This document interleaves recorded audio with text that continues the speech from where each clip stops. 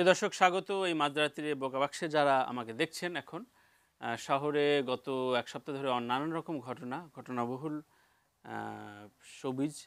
এর ভেতরে digital Sophia ঘুরে গেলেন, তার ভেতরে ডিভোর্স লেটারের চালাচালি চলছে, সেগুলো নিয়ে অনেক কথাবার্তা চলছে। কিন্তু আমরা আসলে এই তর্ক বা বিতর্কের বাইরে আমরা শুধু আজকে গান এবং আড্ডা দেওয়ার জন্য এই রাতটুকু কিছুক্ষণ সময় আপনাদের সাথে কাটাবো। সেজন্য আমার সাথে রয়েছেন একজন কণ্ঠশিল্পী এবং একজন গুণী মিউজিশিয়ান। আমি এজন্য গিটারটা হাতে রেখেছি, যদিও যে মিউজিশিয়ান রয়েছেন অত্যন্ত দারুণ গিটারিস্ট এবং আমি তার ফ্যান। তাকে দিয়ে শুরু করি। রানা ভাই এবং আনিকা, কেমন আছো? আসসালামু আলাইকুম, আমি ভালো আছি। রানা ভাইকে আজকে স্পেশালি পেয়ে আমার খুব ভালো লাগছে। আমার একটু ভয় লাগছে। ভয় লাগছে? আচ্ছা, কারণ আমি এইসব ব্যাপারে ইউজ টু না, এই জন্যই ভয় লাগতেছে। আচ্ছা, যাক। তো আনিকা, এমনি শুরুর গল্প, যেহেতু তোমার আসলে ইন্ডাস্ট্রিতে খুব বেশি দিন হয়নি, সো শুরুর গল্প তো খুব বেশি জায়গায় বলা হয়নি। আজকে বলো কিভাবে শুরু করলে এবং কি কি রিলিজ হয়েছে বলো, তারপরে আমরা একটু যেটা বললেন, যেটা আসলে আমি খুব অল্প সময় ধরে কিন্তু মাত্র আমার জার্নিটা স্টার্ট করেছি। আমার জার্নিটা শুরু হয়েছে কিন্তু পাওয়ার ভয়েস থেকে। এটা একটা রিয়েলিটি শো ছিল, 2012 এই রিয়েলিটি শোটি চ্যানেল 9 থেকে এসেছিল। সো আমার জার্নিটা ওখান থেকে বেসিক্যালি স্টার্ট। আমি টপ 10 পজিশনে ছিলাম এবং এরপর থেকেই বেসিক্যালি আমার মিউজিকের পথযাত্রাটা আমার শুরু হলো। তবে ছোটবেলা থেকেই হয়েছে কি যে আমার বাবা গান করতেন, বাবার ব্যান্ড ছিল, ব্যান্ডের নাম ছিল হচ্ছে জেমিং ব্যান্ড। সো আমার বাবা ভোকালিস্ট ছিলেন। তো তখন হতো কি যে ছোটবেলায় অনেক কনসার্টে যাওয়া হতো, হ্যাঁ, অনেক কষ্ট করে কিন্তু আমরা কনসার্ট দেখতে যেতাম, রোদের মধ্যে পুড়ে বসে, হ্যাঁ। সো তখন আমি বেসিক্যালি অনেক ছোট ছিলাম, বাবার কাঁধে চড়ে চড়ে আসলে কনসার্ট দেখতে যেতাম। তো তখন এলআরবি পারফর্ম করতো, মাইলস পারফর্ম করতো। বাবাদের গল্পগুলো চেঞ্জ হচ্ছে রানা ভাই, দেখেন। আপনারা শুনতে বাবারা গান শুনতে দিত না, অমুক করতেন, এখন হচ্ছে বাবাদের ব্যান্ড ছিল, রাইট। এবং আমি কিন্তু বাবাকে দেখতাম যে বাবা পারফর্ম করছে, আমি সামনে বসে বসে কিন্তু বাবা পারফরম্যান্স দেখতাম। আচ্ছা আচ্ছা। তো ওইখান থেকে আসলে মিউজিকের প্রতি ভালোবাসাটা সৃষ্টি। প্রথম গান তোলা কোন গানটা ছিল?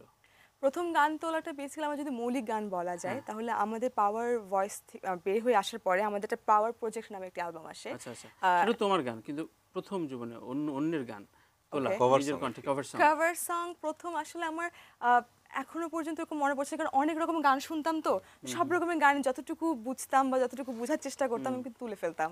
স্টেজে গাওয়া প্রথম গান কোনটা ছিল? স্টেজে যে গাওয়ার প্রথম গান আমি বলি আমার প্রথম বেসিক্যালি স্টেজে ছিল পাওয়ার ভয়েস। এর আগে কিন্তু আমার কখনো ওভাবে গান করা হয়নি। না, একদমই না। আচ্ছা আচ্ছা আচ্ছা, মানে কোনো পাড়া মহল্লায় বা বাসা বাড়িতে হয় কি যে বাসায় বাবা মারা মিলে একটু বাবার সাথে জ্যাম করতাম, গান করতাম। তো বাবার সামনে প্রথম গাওয়া গানটা কোনটা? আমি বেসিক্যালি প্রথম একটু লালন করা খুব পছন্দ করতাম। তখন আসলে কিং কর্তব্য বিমূঢ় নামে একটি অ্যালবাম ছিল আনুশে আনাদিলে, সো বাংলা ব্যান্ড, রাইট। আমি খুব বড় ভক্ত ছিলাম বাংলা ব্যান্ডের। তো তখন বেসিক্যালি আমার ছিলাম, মানে আছে না এখনো? অফকোর্স এখনো স্টিল আমার যুগে তখন আমি বাংলা ব্যান্ড, ব্ল্যাক, ওয়াফেজ এগুলোই কিন্তু শুনতাম। তো আমার সবচেয়ে ফেভারিট ওইখানে যে গানটা ছিল সেটা হচ্ছে ঘাটে লাগাইয়া ডিঙা। আচ্ছা আচ্ছা, সো ওই গানটা আমি খুব তোলার চেষ্টা করেছি এবং গাওয়ার চেষ্টা করতাম। শিল্পীর অনেক গল্প শুনলাম, একটা গান হোক না? গিটারিস্টও বসে আছে এবং রানা ভাইকে বেশ পছন্দ লাগছে। এরপর রানা ভাইয়ের সাথে কিছুক্ষণ গল্প। হ্যাঁ হ্যাঁ হ্যাঁ, আজকে আমার সাথে গল্প না করে আমি শুনি, আপনাকে ছাড়া হবে না আজকে। আমি অন স্ক্রিনে গল্প শুনতে এসেছি আজকে। মানে উনি আসলে আসার সময় বলছিল, আচ্ছা আমি কি বলবো, আজকের এই শোটা কতজন যে আর্টিস্ট দেখছে বিকজ অফ রানা। ও, তারা রিমোট সুইচ করে হয়ে গেল তাকে দেখার পর। যাক, আচ্ছা তাহলে এখন যে গানটি করব, গানটি গত রোজার ঈদে লাক্স সৌরভের গল্প অভিমান নামক একটি নাটকে আমার এই গানটি গেছে এবং গানটি আসলে রোমান্টিক না, এটা একটা মেয়েকে নিয়ে হিসাব করে গাওয়া হয়েছে আর কি, যে স্ট্রাগল পার্ট নিয়ে। এবং গানটি সুর করেছেন রিয়াদ হাসান এবং লিখেছেন পুলো ক্যানেল। গানটি করছি। ওকে।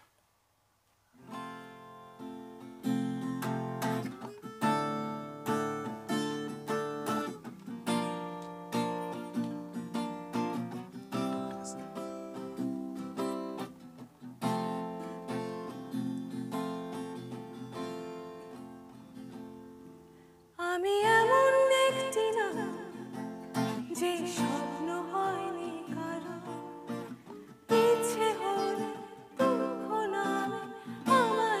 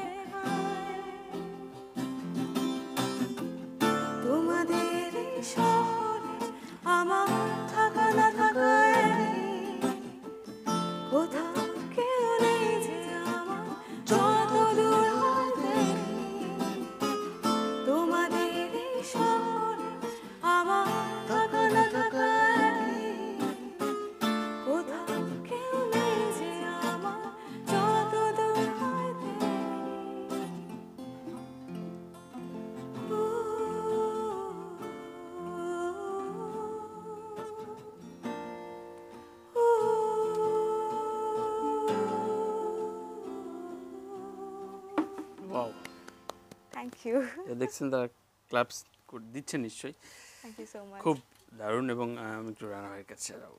রাইট, রানা ভাই খুব সুন্দর লাগছে, বেশ যথারীতি। Thank you. এবং আমরা So, খুব ম্যাচিং একটু- করে এসেছি, ব্ল্যাক ব্ল্যাক। এবং এটা প্ল্যান ছিল না, আচ্ছা, হয়ে গেছে। তাই না? হ্যাঁ, ইদানিং স্টেজেও তো ইনফ্যাক্ট আমাদের গিটারও বেশ ইয়ামাহা Right. কালার টোন সব Same. একই রকম, মনে মিল থাকলে যা হয়। সেটাই।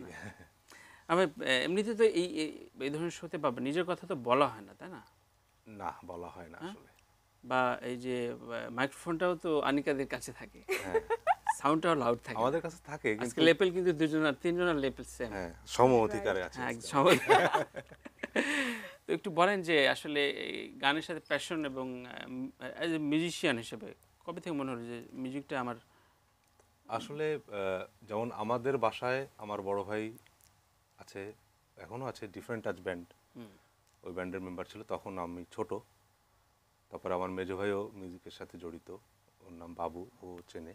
রাইট, ঠিক আছে, তো ওইভাবে ওদেরকে দেখেই কিভাবে যে হয়ে গেছে আমি নিজেও জানি না। আচ্ছা, ঠিক আছে, এই যে আনিকারা প্রায় মানে ধরেন শুধু আনিকা না, এক এক জেনারেশন তো আসে, বা নতুন গান নতুন তোলা, তার সাথে ভয়েস স্কেল মিল করা, তার সাথে প্র্যাকটিস সেশন, এমনি শিল্পীদের গড়ে দেওয়ার কাজে আসলে আপনারা অনেক বড় ভূমিকা রাখেন, তাই না?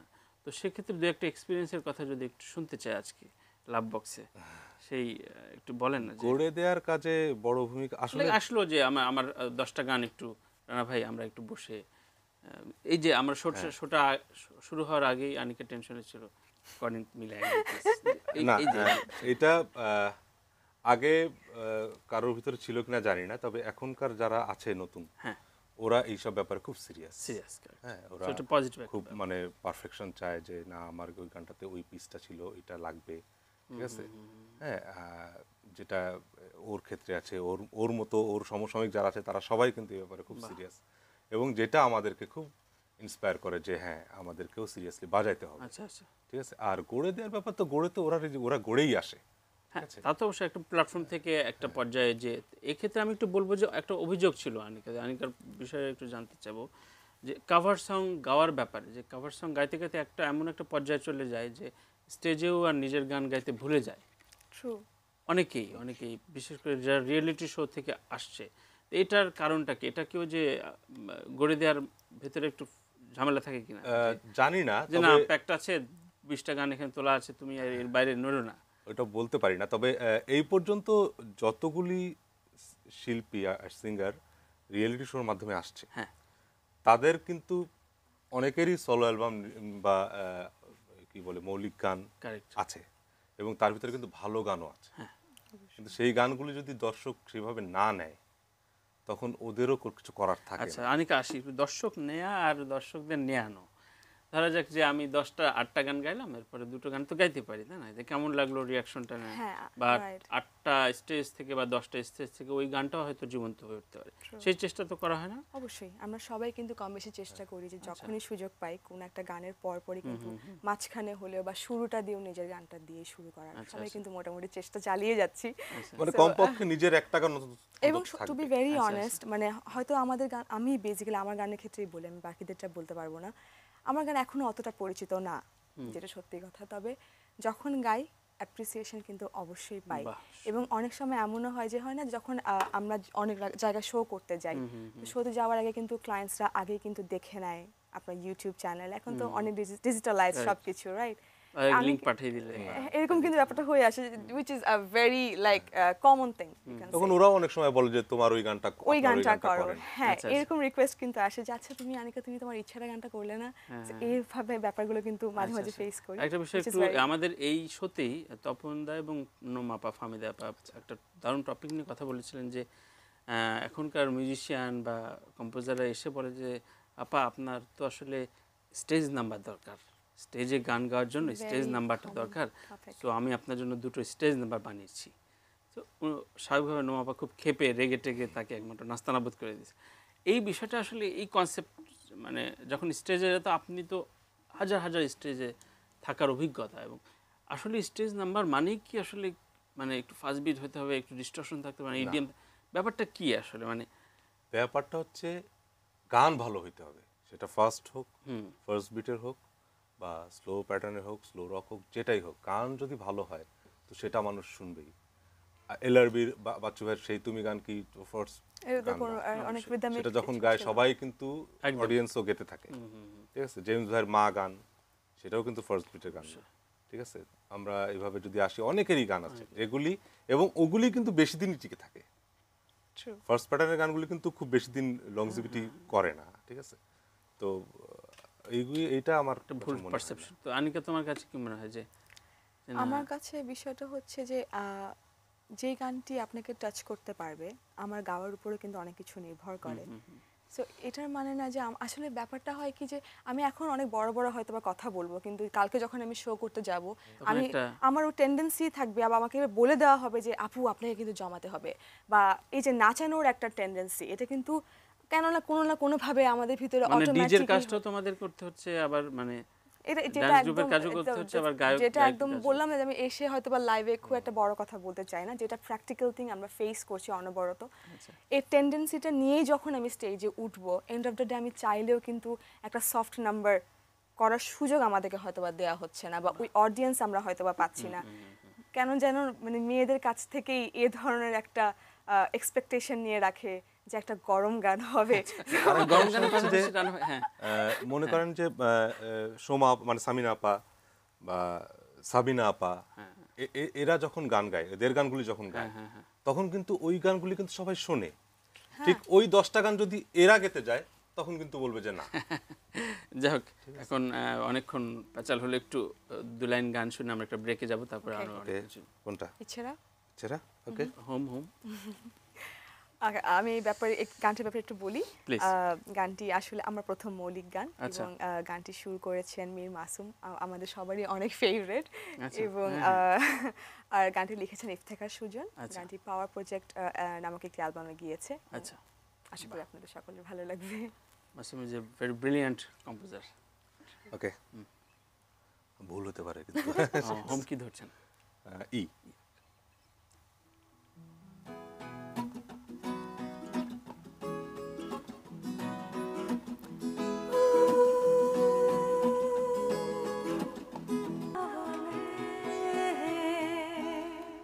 এই গানের আবেশ থাকতে থাকতে আমরা নিচ্ছি ছোট্ট একটা ব্রেক, খুব শীঘ্র ফিরছি, সঙ্গে থাকুন।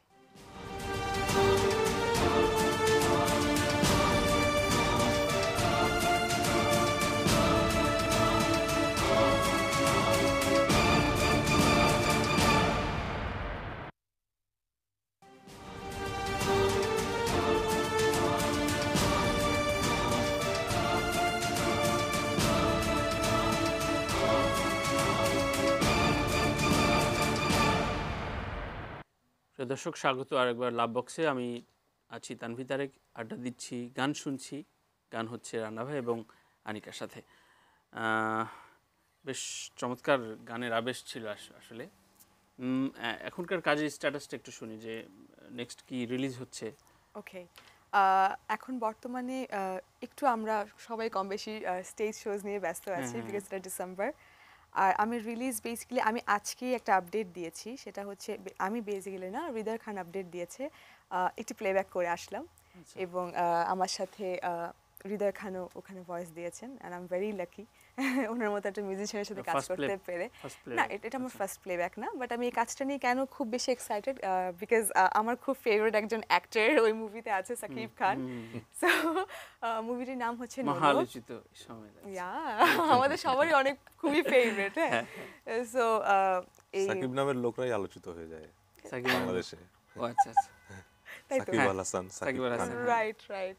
আমাদের আশেপাশে পরিচিত অনেক সাকিব আছে আলোচিত। হ্যাঁ, হ্যাঁ, সেটাই। সো এই কাজটি করে আসলাম, আমি খুবই আশাবাদী, গানটি খুবই সুন্দর হয়েছে। আর আমার কিছু আমার নতুন গানও আমি রিলিজ দিচ্ছি এই ডিসেম্বরেই। পাগলামি নামক একটি গান আছে, এই গানটি আপনার সুর এবং লিখেছেন হচ্ছে প্রিন্স, এবং আপনার কম্পোজিশন আছেন জিদান, এবং টোটাল অ্যারেঞ্জমেন্ট আবার কিন্তু দেখছেন মীর মাসুম নিজেই। সো এই গানটির ভিডিও করছেন হচ্ছে নোমান রবিন। এই গানটির ভিডিও আমি ডিসেম্বরে আনছি, এবং এই যে একটু আগে যে গানটি শোনালাম তোমাদের এই শহরে, লাক্সের ব্যানারে যে গানটি ছিল, ওটাও আমি আমার ইউটিউব চ্যানেল থেকে ওই ভিডিওটি আমি আচ্ছা, করে আপলোড দিচ্ছি। সবাই এখন মোটামুটি নিজের ইউটিউব চ্যানেলকে বেশ গুরুত্ব দিয়ে কাজ করছে, তাই হ্যাঁ, না? আমি পার্সোনালি বলব যে আমি গুরুত্ব দিয়ে কাজ করছি, কারণ আমার কেন যেন মনে হয় যে এই যে ইউটিউব চ্যানেলটাই কিন্তু আমার কাছে একটা অ্যাসেট হয়ে থাকবে।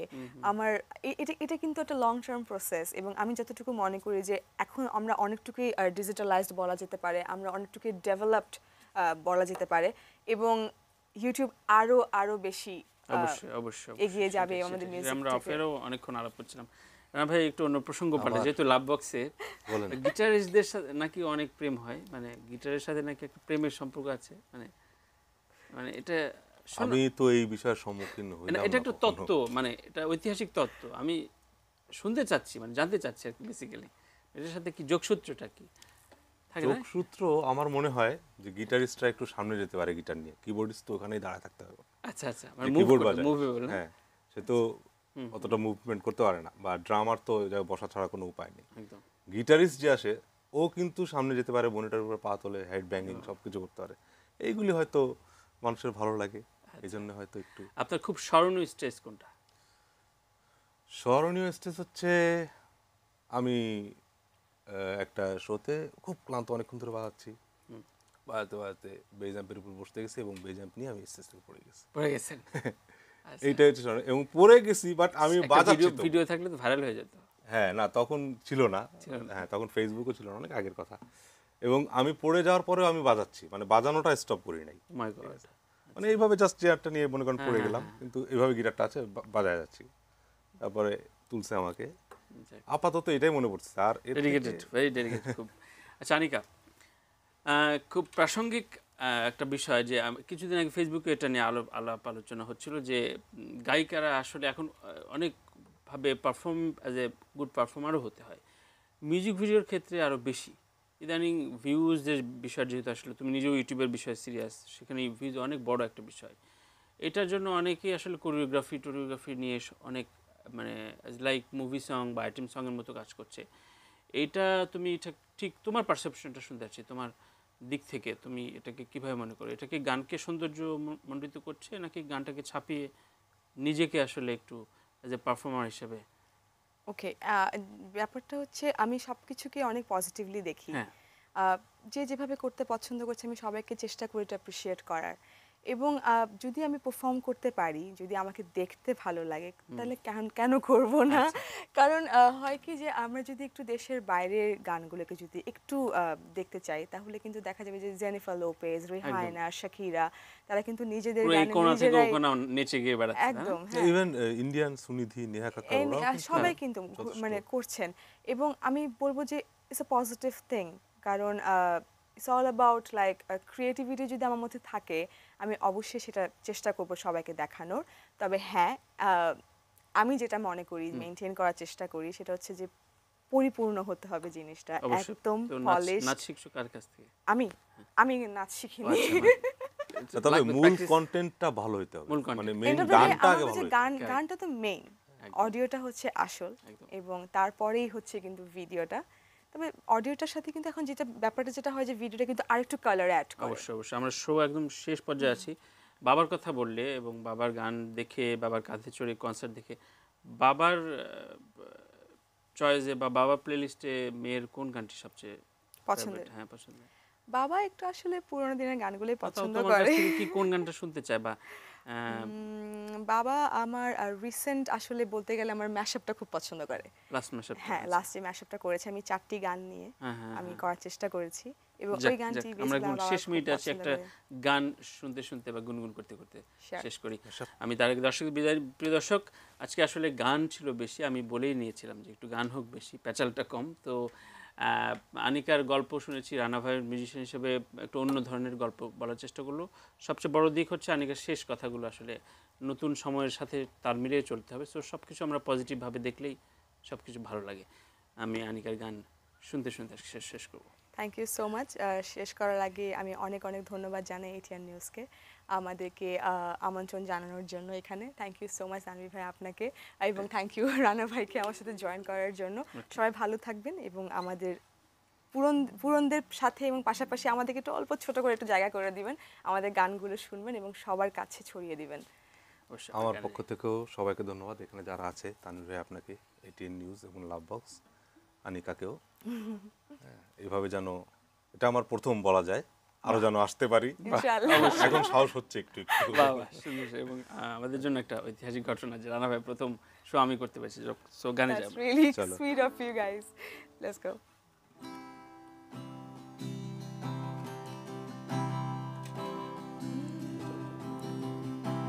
চলে যদি যাবে দূরে স্বার্থপর, আমাকে কেন যাচ্ছো না দেখালি, হবি যদি না ভাসি দেশান্তর, পাথরের বুকে ফুল কেন ফোটালি, চলে যদি যাবে দূরে স্বার্থপর, আমাকে কেন যাচ্ছো না দেখালি, হবি যদি না ভাসি দেশান্তর, পাথরের বুকে ফুল কেন ফোটালি, আমার এই সীমানা সে তো তোর ছায়া, সেখানে করে বিচরণ দুঃখের নিবাস, রাখিস কি খবর তোরা আঘাতে জমে